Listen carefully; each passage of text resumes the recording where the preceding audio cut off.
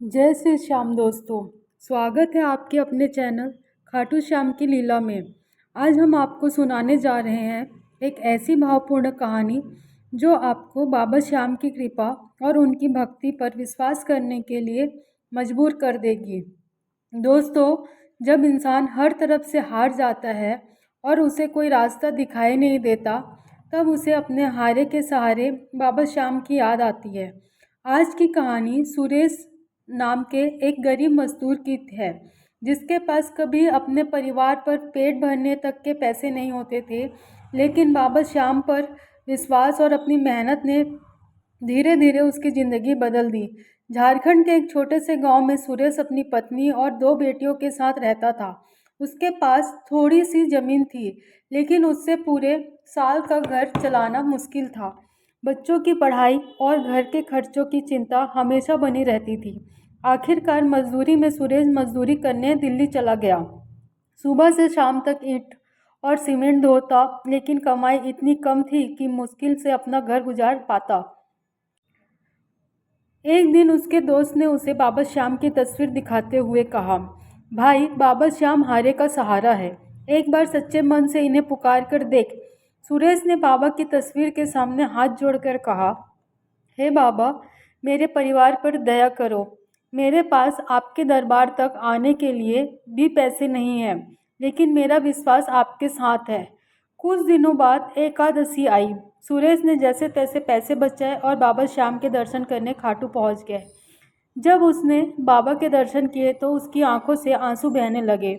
उसने अपने परिवार की सारी परेशानियां बाबा के चरणों में रख दी और कहा, बाबा, अब मेरी ज़िंदगी आपके भरोसे है। दर्शन के बाद जब वह एक ढाबे पर खाना खाने पहुंचा, तो ढाबे के मालिक से उसकी बातचीत हुई। मालिक को उसकी परेशानी का पता तो चला और कहा, अगर काम की ज़रूरत है तो मेरे ढाबे पर काम कर लो। सुरेश ने तुरंत काम स्वीकार कर लिया। धीरे धीरे उसकी स्थिति सुधरने लगी। वह मेहनत करता रहा, घर पैसे भेजता रहा और कुछ वर्षों बाद उसने अपना छोटा सा ढाबा शुरू कर लिया। उसकी मेहनत रंग लाई और कारोबार चल पड़ा। उसकी बेटियां अच्छी पढ़ाई करने लगी और परिवार की आर्थिक स्थिति भी बेहतर हो गई। सूरज आज भी भावुक होकर कहता है, जब मैं बाबा के दरबार में गया था तब मेरे पास कुछ नहीं था, लेकिन बाबा ने मुझे रास्ता दिखाया नहीं, बल्कि उस रास्ते पर चलने की हिम्मत भी दी। दोस्तों, इस कहानी की सबसे बड़ी सीख यही है कि मुश्किल समय में विश्वास के साथ मेहनत करना कभी मत छोड़िए।